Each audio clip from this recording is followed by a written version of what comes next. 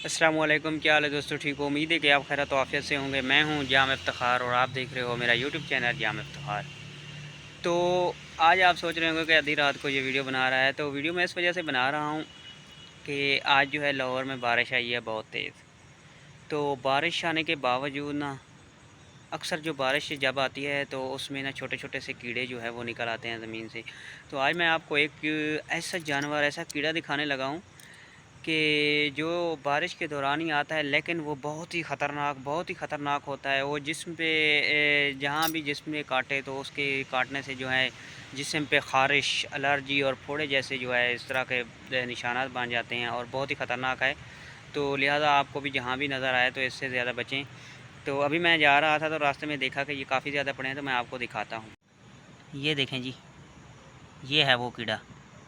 ये देखें, ये देखें, ये चल रहा है। अब ये लाइट इसके ऊपर आ रही है तो पीला पीला सा नज़र आ रहा है। ये देखें, ये छुप जाता है तो बिल्कुल इस तरह बन जाता है जिस तरह कोई बटन वगैरह पड़ा है किसी चीज़ का ना। तो जब ये चलने लग जाए तो ये बहुत बड़ा हो जाता है। ये देखें, इसका मुंह, ये मुंह है इसका, आगे ये मुंह है। और जब ये काटता है तो बहुत ही जहरीला और बहुत ही ख़तरनाक है। तो लिहाजा बारिशों का मौसम है तो मैंने कहा कि मैं वीडियो से बना के शेयर कर दूं ताकि इससे बचें। ये देखें, ये बहुत ही ख़तरनाक कीड़ा है।